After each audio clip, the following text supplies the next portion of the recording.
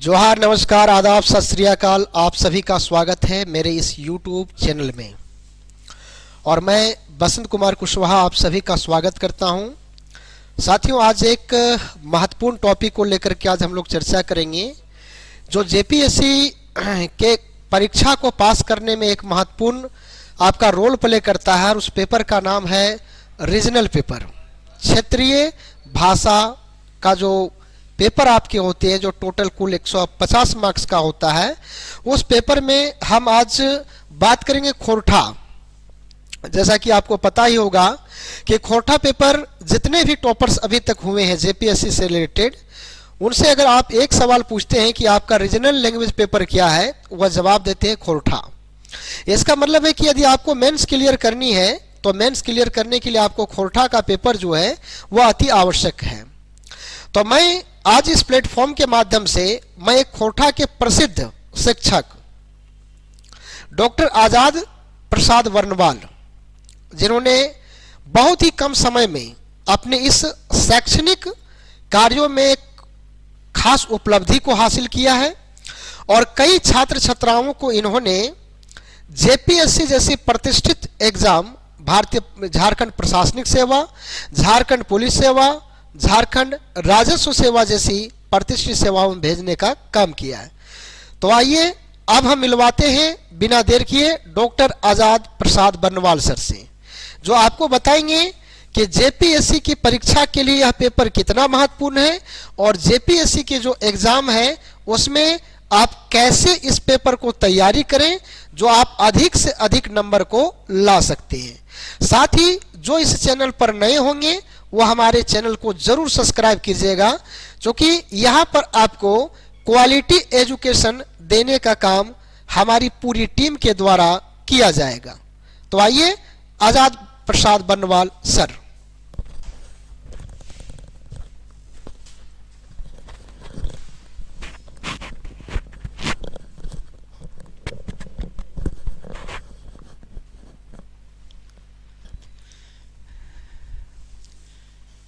जोहार दोस्तों, नमस्कार।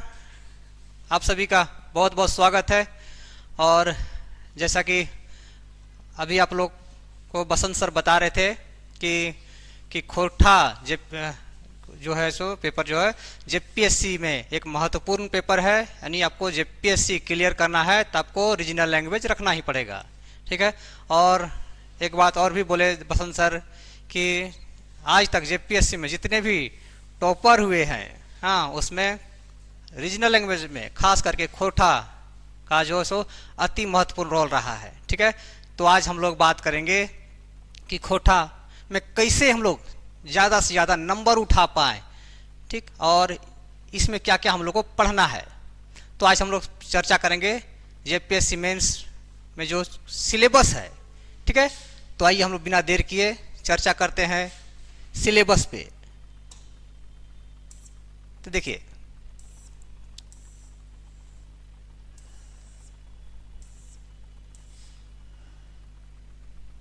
तो देख रहे होंगे जैसा कि आप लोग आपके स्क्रीन पे पहला है खंड का, ठीक। पहला जो टॉपिक है कि खोरठा भाषा का उद्भव और विकास, ठीक। हाँ, ये बड़ा ही हॉट टॉपिक है, ठीक। तो चूंकि मेरी मातृभाषा खोरठा है तो अब हम लोग बात भी करबे खोरठे में, हाँ, ठीक। तो की कहा लिया है आज पहला जो टॉपिक है हम इनके खोरठा भाषा का उद्भव और विकास, हाँ। तो अकर में कैसे कैसे सवाल पूछ सकूँ है, हाँ, अकर में की लिखे दरकार पड़ते हैं इनके। तो जैसे कि तो इन जाने थे कि खोरठा जैसे झारखंड के सबसे बड़ क्षेत्र में बोलल जाए वाला ये भाषा है, हाँ। खास करके ये सदान समुदाय के द्वारा बोलल जाए। सदान ककरा कहल जाए, गैर जनजातीय समुदाय के, ठीक है। और ये झारखंड के 24 जिला के मध्य 15-16 जिला में बोलल जाए, ठीक। और एकरो ले बड़ बात है कि अधिकांश जनजातीय समुदाय इस क्षेत्र में, कौन क्षेत्र में, जहाँ ही बोलल जाए अपन मायकोरवा भाषा के रूप में एकरा प्रयोग करो थे, ठीक है। आज एक पढ़ाई लिखाई स्कूल से लेकर के विश्वविद्यालय स्तर तक हो रहा है। और एकरो ले बड़ बात है कि एकरा झारखंड सरकार के द्वारा द्वितीय राजभाषा के भी दर्जा मिलल है, ठीक।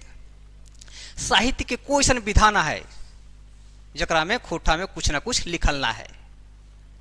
ठीक है, अब देखबे कि अकर खोटा भाषा के उद्भव कैसे भेले, नामकरण कैसे भेले। तो उद्भव से पहले अकर हम इनके जाने के दरकार है नामकरण कैसे भेले, फिर खोटा भाषा के उद्भव कैसे भेले। ये सब चीज़ के हम चर्चा करबे जब हम क्लास शुरुआत करबे तो। ठीक है, और अब है अगला टॉपिक है कि खोटा भाषा की विशेषताएं। ठीक, खोटा भाषा की विशेषता है। ठीक, एक विशेषता के लिए हमें 2-3 चीज़ का आधार मानिए। पहले ध्वनिगत विशेषता वो है। ठीक, और बाद शब्दगत विशेषता, फिर रूपगत विशेषता, हाँ, फिर वाक्यगत विशेषता, फिर अर्थगत विशेषता वो है। कहल जाए कि कोनो भाषा के आधार हुए ध्वनि, ध्वनि के मेल से बनो कि शब्द, और शब्द के मेल से बनो है वाक्य, और तबे कोनो भाषा के जैसे स्वरूप जैसे खड़ा हुआ है। ठीक है, तो अकरा में खोटा भाषा में ध्वनिगत विशेषता की है। हाँ, ध्वनिगत विशेषता में की इसे लिखबे हमीन कि कौन कौन वर्ण के प्रयोग करो है, कौन कौन वर्ण के छमीन छोड़ो है, इस चीज़ के हमीन के लिखे है। ठीक है, फिर उसी तरह कौन कौन शब्द के हमीन प्रयोग करो है, कौन कौन शब्द के हमीन छोड़ो है। फिर इसी तरह हमीन रूपगत विशेषता भी देखबे, वाक्यगत विशेषता भी देखबे, और फिर अर्थगत विशेषता भी देखबे। ठीक है, चलिए अगला है फिर टॉपिक है इनके खोटा भाषा का व्याकरण। संज्ञा, सर्वनाम, सर्वनाम, फिर वचन, पुरुष, लिंग निर्णय, काल, क्रिया, विशेषण, उपसर्ग, प्रत्यय और कारक। इतना हम इनके पढ़ाई है व्याकरण वाला भाग में। देखिए व्याकरण वाला भाग जैसे सबसे महत्वपूर्ण है वो है। मान के चला तो इनके कि 30 नंबर के यदि व्याकरण रहा तो हाँ, तो एकरा में कम से कम 25 नंबर आवे के संभावना रहतो। ठीक है, बहुत सारा छात्र को थी सर हम तो लिखे बहुत पूरा लिख दिए लेकिन हमको नंबर ही नहीं मिला। वो लोग करते क्या है, बढ़िया से अभी आप लोग लिखिएगा नहीं, हाँ जैसे तैसे केवल रट के लिख दीजिएगा तो नंबर कहाँ से आएगा भाई। उदाहरण दीजिएगा ही नहीं, खोटा लिख रहे हैं उसमें हिंदी मिक्स कर दीजिएगा तो नंबर वहाँ से आपका नहीं आएगा निश्चित रूप से। फिर अंत में हम लोग चर्चा करेंगे सिलेबस के बाद कि कहाँ से हम लोग को क्वेश्चन पकड़ना है और कौन से क्वेश्चन को हम लोग छोड़ना है। ये चीज़ आप लोग जान जाइएगा तो फिर खोटा में नंबर उठाना बहुत आसान हो जाएगा आप लोग के लिए। 150 नंबर का है, विश्वास कीजिए मेरे छात्र जो सो 126 नंबर तक उठाया है। सोच लीजिए 119, 110 तो बहुत सारा है, इतना नंबर तक आप ला सकते हैं। ठीक है, तो चलिए अगला है फिर टॉपिक है शब्द गठन, वाक्य संरचना एवं क्षेत्रीय रूप और मानकीकरण। शब्द गठन भाई कैसे कैसे करेंगे हम लोग इसका शब्द का निर्माण, फिर उसका मानकीकरण क्या है, फिर क्षेत्रीय रूप क्या है। क्षेत्रीय रूप क्या है इसका भाई, 6 गो क्षेत्रीय रूप है। हाँ, जहाँ पे व्याकरणिक दृष्टि से इसका जो हम लोग अंतर करते हैं उसी चीज़ को हम लोग लिखते हैं। खोटा भाषा में 6 क्षेत्रीय भेद है। कौन कौन, रामगढ़िया, ठीक है, फिर शिखरिया, गोलवारी, पार नदिया, देशवली और संथाल परगनिया। थोड़ा थोड़ा अंतर करके उसमें हम लोग 6 क्षेत्रीय भेद इसका करते हैं। ठीक है, क्षेत्रीय भेद हो जाने के बाद उसके बाद हम लोग देखेंगे कि मानकीकरण। मानकीकरण का मतलब क्या होता है भाई, मानकीकरण का मतलब होता है किसी भी शब्द को जब हम मानक रूप देते हैं। जैसे हम लोग यहाँ पे है एक है शब्द है संज्ञा, मान लीजिए चलिए। ठीक है, संज्ञा हिंदी में से लिखते हैं, खोटा में कहीं क्या देखबे लिखल रहा तो संज्ञा। ठीक, कहीं कहीं देखबे एकरा संज्ञा ऐसे लिखल रो है, और कहीं कहीं संज्ञा ऐसा लिखल रहा तो। ठीक है, तो अब अगर मानक रूप दे दिल गया है कि संज्ञा ऐसे होते हैं। क्लियर, तो यह हो गया मानकीकरण। बहुत सारा शब्द के मानकीकरण हो चुकल है और जकर ना भेल है ओकर भी इस दिशा में प्रयास जारी है। ठीक है, चलिए अगला टॉपिक देखिए, लिपि समस्या, विशेषताएं तथा विकास। हाँ, अब लिपि समस्या क्या है भाई कि खोटा भाषा भी वर्तमान समय में कौन लिपि में लिखल जा रहा है, देवनागरी लिपि में। कुछ शब्द जैसे रोमन लिपि में भी लिखल जा है। ठीक, अब खोटा भाषा के लिए कौन सा लिपि उपयुक्त है ओकर बारे में हम बतवे एकरा में। फिर खोटा के लिए अलग लिपि हवे से की लाभ है और की हानि है, उस चीज़ के हम के बतवे पड़ते एकरा में, ओकर की विशेषता है, इस चीज़ के हम इनके मानकीकरण वाला जो टॉपिक है ओकरा में हम देखबे। ठीक है, चलिए अगला है कि खोटा भाषा का झारखंड की अन्य भाषाओं से संबंध एवं विभिन्नता। तो झारखंड में कई भाषा बोलल जाए, 4 गो क्षेत्रीय भाषा है और 5 गो जनजातीय भाषा। अब देखिए वह खोटा जो क्षेत्र है मूल रूप से कहाँ बोलल जाए, उत्तरी छोटा नागपुर, संथाल परगना और पलामू प्रमंडल में। ठीक है, अब संथाल परगना में जैसे जितना जनजातीय समुदाय है संथाल समुदाय के छोड़ करके, और उत्तरी छोटा नागपुर में संथाल समुदाय के छोड़ करके, चाहे मुंडा हो, उरांव हो, खेरवार हो, करमाली हो, इस सब अधिकतर जैसे अपन माइकोरवा भाषा जैसे यानी मातृभाषा बिसर गेल थी मतलब भूल गेल थी और खोटा के ही अपना ले थी। खोटा भाषा के लिए गौरव कर बात है भाई। तो जब हम एक दूसर भाषी के संपर्क में रहो ही है तो भाषा के लेन देन के तो होबे करते। तो नागपुरी भाषा के शब्द खोटा में आल होते, खोटा भाषा के भी शब्द जैसे नागपुरी में गेल होते। तो दोनों में की अंतर है, की समानता है। फिर उरांव भाषा में जैसे कुड़ुक भाषा में और खोटा भाषा में की समानता है, की असमानता है, वह चीज़ के यहाँ पे हम इनके लेखक है। एकदम बड़ा आसान टॉपिक है ये भी। ठीक है, जब हम इन विस्तार से चर्चा करबे तो उस समय हम इन एकरा देखबे भी। क्लियर, चलिए अगला आ जाइए, ये भाषा खंड हो गया आप लोग का। अब आ जाइए लोक साहित्य। ठीक, लोक साहित्य क्या है भाई? हाँ, लोक साहित्य में क्या पढ़ना है हम लोग को? किसे पहला जो है टॉपिक खोटा लोक साहित्य का समान परिचय, विशेषताएं एवं महत्व।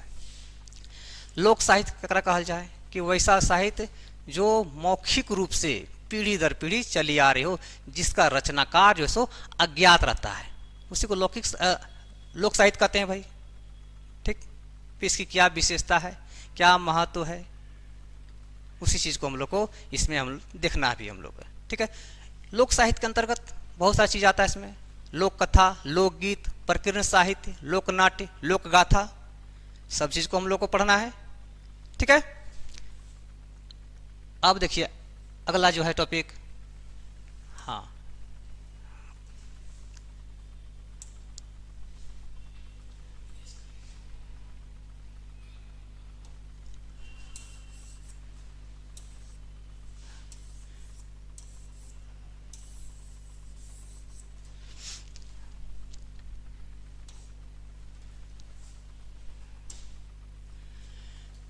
क्या देख रहे थे? अगला टॉपिक हम लोग खोटा लोकगीत की परिभाषा, विशेषताएं एवं महत्व। खोटा लोकगीतों का वर्गीकरण, लोकगीतों में विविध चित्रण। लोकगीत, अब लोकगीत ककरा कहल जाए भाई? हाँ, लोक बटले गावल गीत, लोक बटले सुनल गीत, लोके परिचल गीत, जे मुहे मुहे, यानी कि वैसा गीत जो मौखिक रूप से पीढ़ी दर पीढ़ी हस्तांतरित होती आ रही है, उसी को हम लोग लोकगीत कहते हैं। जिसमें लय, छंद और ताल हो, उसी को लोकगीत कहते हैं। ठीक है, फिर इसकी विशेषता क्या है भाई? खोटा लोकगीत की विशेषता क्या है भाई? छोटा वो है, ज़्यादा लंबा चौड़ा नहीं होता है भाई। इसमें अश्लीलता का भाव है, लय और ताल होता है, सामूहिकता होता है, यही इसकी विशेषता हो गया और क्या। ठीक है, और फिर इसका है वर्गीकरण, कितने आधार पर इसको हम लोग बांट सकते हैं। हाँ, ठीक है, धार्मिक आधार पर, फिर हाँ सामाजिक आधार पर बांट सकते हैं इसको हम लोग। ठीक, प्रकृति के आधार पर, इसी तरह हम लोग इसका वर्गीकरण करते हैं। ठीक है, अब आ जाइए खोटा लोक कथाओं का उद्भव, विकास, वर्गीकरण एवं महत्व। लोक कथा, हाँ ठीक है, जैसे हम लोग लोकगीत का बारे में पढ़ेंगे उसी तरह हम लोग इसका भी लोक कथा के बारे में पढ़ना है हम लोग को। ठीक है, बहुत ज़्यादा विस्तार से हम लोग चर्चा करेंगे जब अलग से टॉपिक को पढ़ेंगे। अब लोक गाथा, देखिए लोक गाथा थोड़ा सा अलग है। लोक गाथा किसको कहते हैं हम लोग? कि वैसी कथा जिसमें गीत के साथ साथ कथा भी चलता हो, उसी को हम लोग लोक गाथा कहते हैं। हम लोग के पास एक लोक गाथा है महराय, एक लोक गाथा, जिसके संकलन करता कौन है? तो चितरंजन महतो चित्रा जी है। ठीक है, उसके बारे में भी हम लोग विस्तार से चर्चा करेंगे। अब अगला जाइए, खोटा प्रकीर्ण साहित्य। प्रकीर्ण साहित्य में क्या क्या पढ़ना है? लोकोक्ति, मुहावरा, पहेली और मंत्र। देखिए, साहित्य में पहेली, मुहावरा, लोकोक्ति का बड़ा बढ़िया महत्वपूर्ण स्थान है, लेकिन अब मंत्र का जो है सो साहित्य में कोई स्थान नहीं रह गया है। ठीक है, प्रकीर्ण साहित्य किसे कहते हैं हम लोग? छिटपुट साहित्य को, जो इधर उधर बिखरा हुआ हो। उसके अंतर्गत हम लोग क्या क्या पढ़ेंगे? लोकोक्ति, कहावत, उसी को कहते हैं हम लोग मुहावरा, और पहेली को पढ़ना है हम लोग को। मंत्र का कोई स्थान नहीं है, इससे सवाल भी आपके परीक्षा एग्जाम में नहीं देखने को मिलेगा। ठीक है, अब मुहावरा किसे कहते हैं? हाँ, पहेली किसे कहते हैं हम लोग? फिर लोकोक्ति किसको कहते हैं? इसी चीज़ को हम लोग देखना है। उसका परिभाषा लिख देंगे और 10 ठो लोकोक्ति या 10 ठो मुहावरा, 10 ठो पहेली लिख देंगे, काम कंप्लीट हो जाएगा आपका।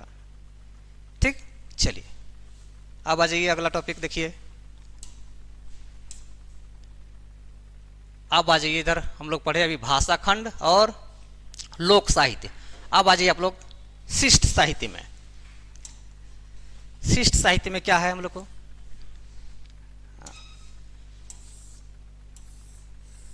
शिष्ट साहित्य में हम लोग को पढ़ना है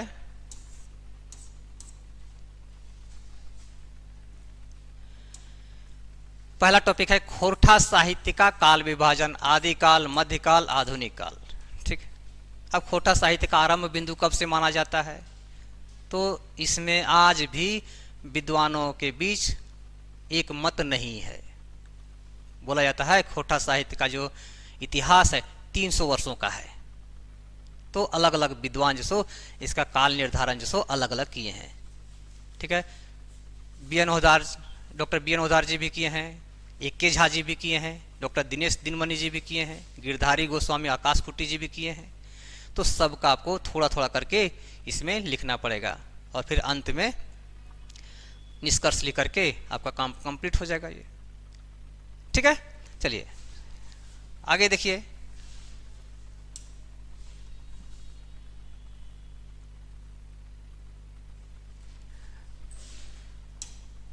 अगला टॉपिक क्या है कि खोरठा पद साहित्य का उद्भव एवं विकास, गीत और कविता। बोला था कि खोरठा पद साहित्य के जो उद्भव भेल है वो राजा घरे भेल है। ठीक है, समझ गए कि बोलिए कि खोरठा पद साहित्य के जो उद्भव है वो राजा घरे भेल है। कैसे? ये तो इनके एक बड़ा इंपॉर्टेंट क्वेश्चन हो सको इस तरह, तो इनके एग्जाम में पूछ सको।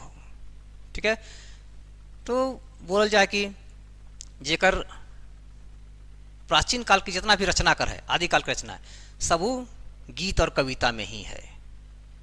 हाँ, मध्यकाल अइते एकर गद्य साहित्य में रचना भेल है। तो अगर गीत के उद्भव कैसे भल है?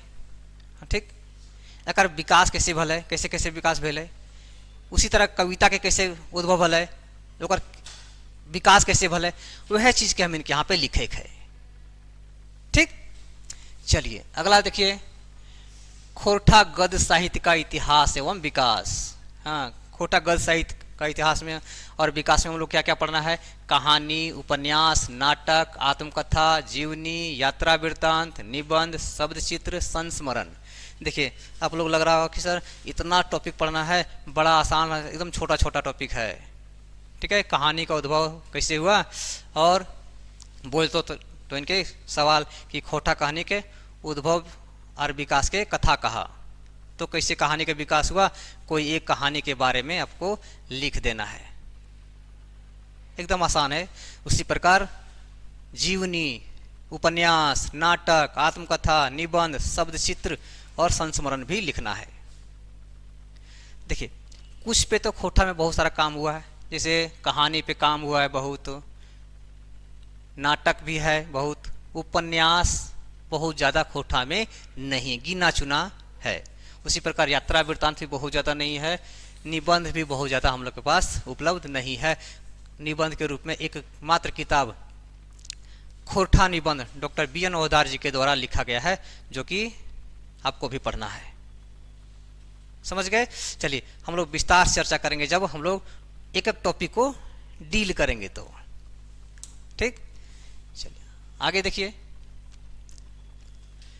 खंड दूसरा में क्या है कि खोटा साहित्यकारों का खोटा साहित्यकार एवं साहित्य कि खोटा साहित्य के विकास में अन्य भारतीय साहित्यों का प्रभाव। देखिए ये थोड़ा सबसे आपके लिए महत्वपूर्ण हो जाता है टॉपिक। ये कोशिश कीजिएगा कि इससे सवाल यदि परीक्षा में आए तो बहुत बढ़िया से आपके पास नॉलेज हो, बहुत बढ़िया आपके पास मटेरियल हो, तभी इसको टच कीजिएगा। समझ गए? क्योंकि ये बड़ा थोड़ा सा लंबा टॉपिक हो जाता है कि आप देखिएगा कि खोटा साहित्य के विकास में अन्य भारतीय साहित्यों का प्रभाव, कि उड़िया साहित्य का भी प्रभाव पड़ा है, बंगला साहित्य का भी प्रभाव पड़ा है, हिंदी साहित्य का भी प्रभाव पड़ा है। क्या प्रभाव पड़ा है, उसी चीज़ को इसमें हम लोग को लिखना है, देखना है। ठीक है, हम बताएं शुरुआत में कि इस टॉपिक से संबंधित यदि सवाल आए तो बचने का प्रयास कीजिएगा आप लोग। ठीक है, नहीं आए तब तो लास्ट में लिखेंगे ही इसको, लेकिन यदि दूसरा ऑप्शन है तो उसको हम लोग छुएंगे।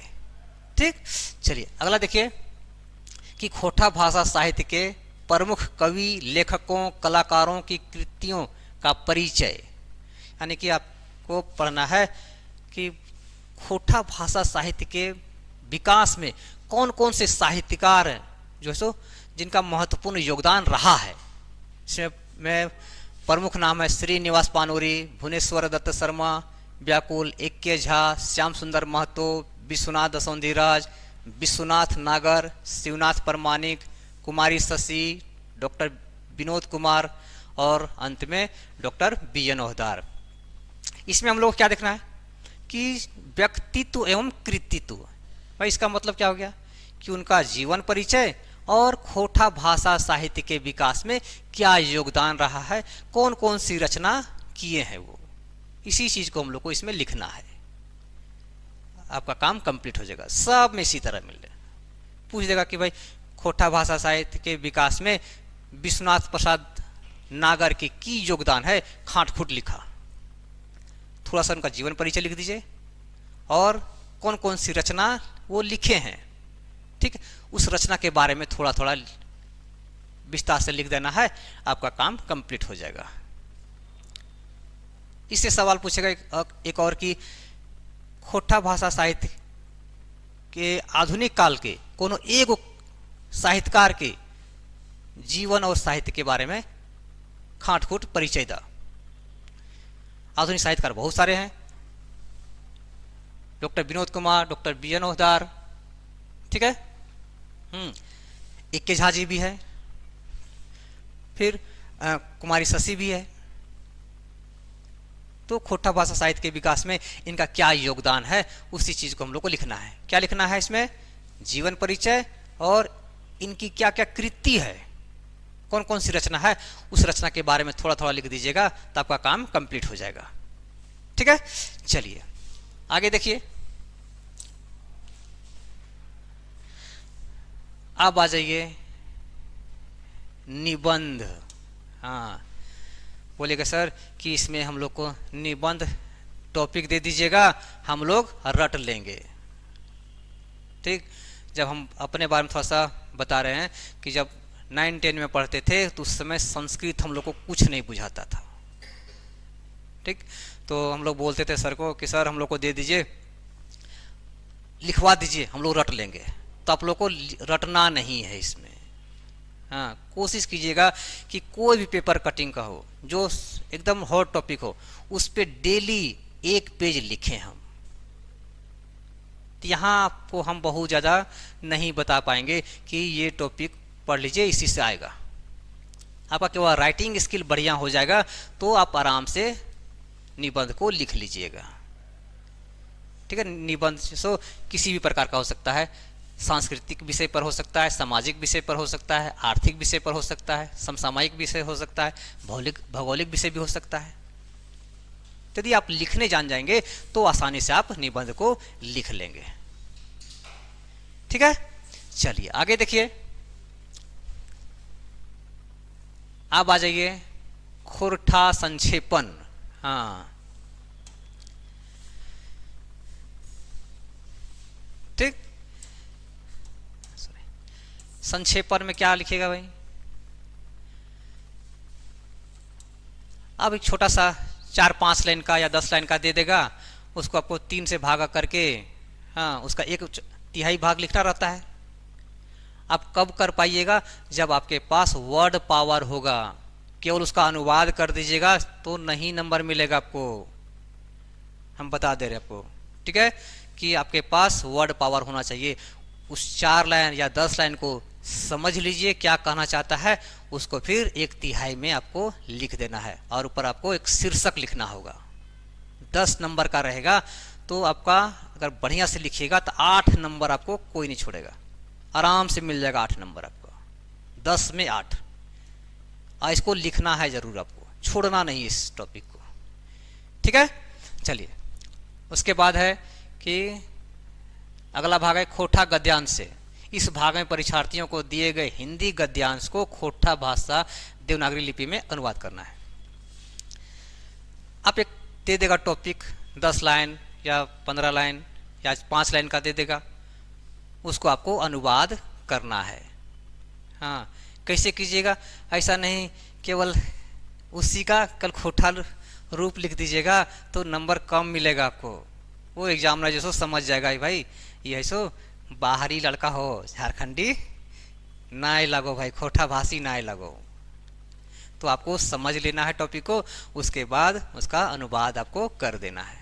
नंबर आराम से इसमें भी, यदि 10 नंबर का होगा तो 8 नंबर आपको इसमें भी मिल जाएगा, और इसको भी एकदम आपको बनाना है, ठीक है। एक बात ध्यान दीजिएगा कि इसमें वर्ड बाय वर्ड आपको अनुवाद नहीं करना है। वर्ड बाय वर्ड अनुवाद कीजिएगा तो उसी तरह आपका नंबर भी मिलेगा। 10 नंबर का रहेगा तो 4 नंबर 5 नंबर से आपको संतुष्ट करना पड़ेगा, ठीक है। मैक्सिमम यही लोग करते हैं यहाँ पे कि सीधा सीधा अनुवाद कर देते हैं उसका और फिर बोलते सर तो हम तो लिख लिए थे, हमको नंबर ही नहीं मिला। नंबर कहाँ से मिलेगा भाई? तब हिंदी का खोटा रूप कर दिए, बस अनुवाद तो किए ही नहीं, ठीक है। उस चीज को हम सिखाएंगे आप लोगों को, बढ़िया। अगला भाग देखिए। हाँ, अगला भाग क्या है? खोरठा अनुच्छेद से प्रश्न। इस भाग में परीक्षार्थियों को दिए गए अनुच्छेद अवतरण पढ़कर खोटा भाषा में 3 प्रश्नों का उत्तर देना है। एक आपका पैराग्राफ दे देगा, हाँ, एक पैसेज दे देगा और उसी से संबंधित आपको 3 सवाल रहेगा, फिर उसी से आपको ढूंढ करके लिखना। ये बड़ा आसान है एकदम। जब पूरा ऊपर से कर लीजिएगा तो ये सब जो टॉपिक है नीचे से संक्षेपण, गद्यांश, अनुच्छेद से संबंधित जो जितना सवाल है, निबंध से जितना सवाल है, उस चीज को आप बहुत आसानी से कर लीजिएगा यदि आप ऊपर के टॉपिक को बढ़िया से कर लेते हैं। तो देखने में लग रहा होगा कि बड़ा भारी सिलेबस है, लेकिन आप पढ़िएगा, समझिएगा चीज़ों को अच्छे से तो बहुत आसान लगने लगेगा आपके लिए, ठीक है। तो आपका जो सिलेबस है इतना ही है, ठीक। तो हम लोग आज के लिए यही टॉपिक समाप्त करते हैं। नेक्स्ट क्लास से, अगले क्लास से हम लोग अकॉर्डिंग टू सिलेबस हम लोग एक एक टॉपिक को पढ़ेंगे और हम लोग कैसे उत्तर को एकदम टू द पॉइंट लिखे, उस चीज को भी हम लोग देखेंगे। चलिए फिर से एक बार जितने लोग जुड़े आप सभी को बहुत बहुत धन्यवाद और जोहार।